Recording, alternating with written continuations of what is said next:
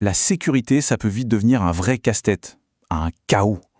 Mais si on pouvait y mettre de l'ordre, c'est exactement ce qu'on va faire. On va décortiquer ensemble ce qu'est l'analyse des risques pour y voir beaucoup plus clair. Franchement, c'est la question qui peut paralyser, non? On est bombardé d'infos sur les cyberattaques, les vols de données, l'espionnage, la liste est sans fin. On a l'impression d'être face à une montagne et on se dit mais par où je commence? C'est un sentiment assez courant et on va voir comment s'en sortir. Eh bien, la clé, elle est là. L'idée, ce n'est pas de construire une forteresse infaillible pour parer à toutes les menaces. Ça, c'est impossible. Non, le secret, c'est d'être malin. C'est de poser les bonnes questions et surtout dans le bon ordre. C'est une question de méthode, pas de moyens illimités. Alors, voilà comment on va procéder. On va d'abord parler du défi de la sécurité en général. Ensuite, on se penchera sur les actifs et les menaces. Après ça, on verra comment la probabilité et l'impact entrent en jeu. Puis, on évaluera la vulnérabilité. Et pour finir, on verra comment tout ça nous mène à prendre des décisions intelligentes. Allez, c'est parti. Première section, le défi de la sécurité. Parce qu'il faut aller au-delà des serrures et des alarmes. Bien sûr, les caméras, les vigiles, c'est la base. Mais une vraie stratégie de sécurité, une stratégie pro, ça demande plus. Ça demande une analyse formelle pour savoir où sont les vrais dangers. Et cette analyse, qu'est-ce que c'est, au fond? C'est un processus. L'idée, c'est de trouver le point d'intersection exact entre trois choses. La probabilité, l'impact et la vulnérabilité. Ce n'est pas du feeling, c'est une méthode. Si on oublie un de ces trois éléments, on passe complètement à côté du vrai risque. Ce schéma y résume tout parfaitement. Le risque, le vrai, il n'existe que dans cette petite zone où les trois cercles se croisent. C'est là que la probabilité d'un pépin rencontre un impact potentiellement grave et une de nos faiblesses. C'est cette image qui va nous guider pour toute la suite. Bon, maintenant qu'on a le concept, passons à la pratique. Section 2, les actifs et les menaces. Autrement dit, qu'est-ce qu'on protège et contre qui ou quoi? C'est la base de tout, le point de départ absolu. La toute première question à se poser a l'air toute bête, mais elle est fondamentale. Qu'est-ce qu'on essaie de protéger au juste? Ça peut paraître évident, mais c'est une étape qu'on saute bien trop souvent. Si on ne sait pas ça, on part dans tous les sens et on protège rien d'efficace. C'est le socle de tout le reste.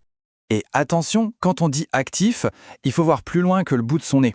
Il n'y a pas que le matériel, les bâtiments, les choses qu'on peut toucher. Pensez aux actifs intangibles. Les données clients, la réputation de l'entreprise, la confiance du public. Bien souvent, ce sont eux les vrais trésors à protéger. Ok, on sait ce qu'on veut protéger. Étape suivante, de quoi on veut le protéger? Et là encore, il faut être précis. Dire « on a peur du piratage », ça ne veut rien dire, c'est trop flou. Pour que l'analyse serve à quelque chose, il faut une méthode pour décrire les menaces de façon chirurgicale.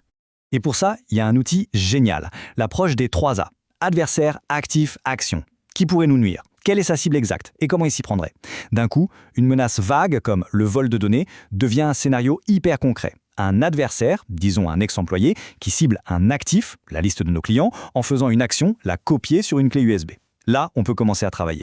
On avance bien. 3e partie, probabilité et impact. C'est le moment de calculer ce qu'on appelle le risque brut. On a nos scénarios précis, maintenant on va leur donner une valeur. C'est là que l'analyse devient vraiment intéressante. Et pour ça, on se pose 2 questions. La première, c'est la probabilité. Concrètement, est-ce que ce scénario a de fortes chances d'arriver ou est-ce que c'est très improbable? La deuxième, c'est l'impact. S'il se réalise, est-ce que c'est juste une petite égratignure ou est-ce que c'est une catastrophe pour l'organisation? Et quand on combine ces 2 éléments sur une matrice, comme celle-ci, eh bien on a une révélation. C'est ce qu'on appelle la valeur de risque intermédiaire. D'un seul coup d'œil, on voit les zones de danger. Tout ce qui atterrit dans le coin en haut à droite, le rouge, c'est ce qui est à la fois probable et grave. Ce sont nos priorités numéro 1, pour l'instant. Mais ce n'est que la moitié du chemin. Parce qu'un risque, même très élevé, n'est pas forcément un problème si on est bien protégé. Et c'est là qu'entre en scène le 3e élément de notre équation, la vulnérabilité. Ou, pour le dire autrement, à quel point nos défenses sont solides. La question qu'il faut se poser maintenant, c'est, face à ce risque brut qu'on vient d'identifier, est-ce qu'on est bien préparé? Est-ce qu'il y a déjà des protections en place? Est-ce qu'elles fonctionnent bien? C'est cette question qui va tout changer et affiner notre analyse. Une vulnérabilité, c'est quoi? En fait, c'est une faille, c'est une porte laissée ouverte, un maillon faible dans la chaîne. Ça peut être une faille technique, bien sûr, mais aussi une procédure mal écrite ou un manque de formation.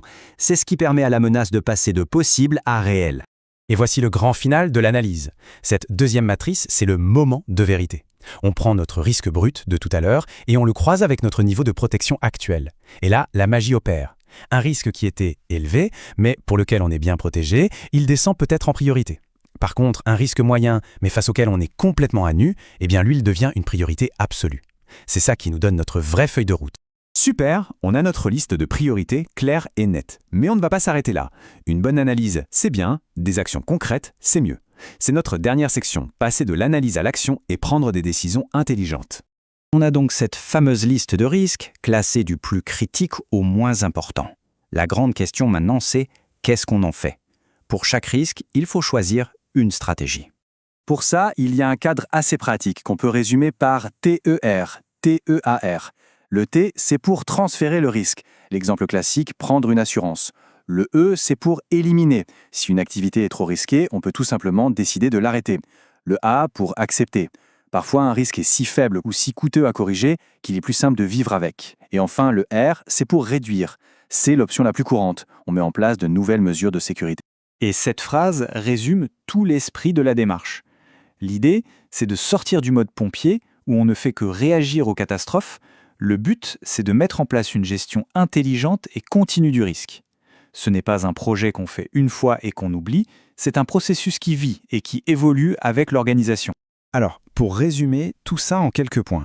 Premièrement, la sécurité, ce n'est pas de la devinette, c'est un processus systématique. Deuxièmement, tout part de la connaissance de ses propres actifs et des menaces. Troisièmement, le risque, c'est la combinaison des trois, probabilité, impact et vulnérabilité. Et enfin, le but de tout ça, c'est de pouvoir prendre des décisions intelligentes et rentables pour savoir où mettre son argent et son énergie. On va se quitter avec cette question.